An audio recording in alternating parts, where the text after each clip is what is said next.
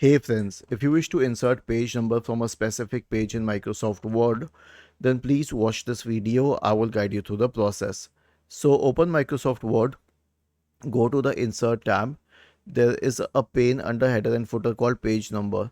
You can choose it at the top of the page, the bottom of the page, in the margins, and some other position. For the sake of this example, I will select top of the page. Now they have three alignments. I'll select the left alignment for the sake of this example. And here's the thing, it has been done right.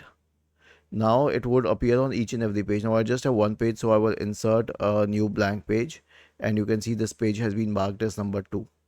So this is how you can insert a page number from a specific page in Microsoft Word. Was this helpful? If yes, then please subscribe to the channel. If not, then let us know in the comment section of the video on how we could help you further. Thank you for watching this video and have a nice day.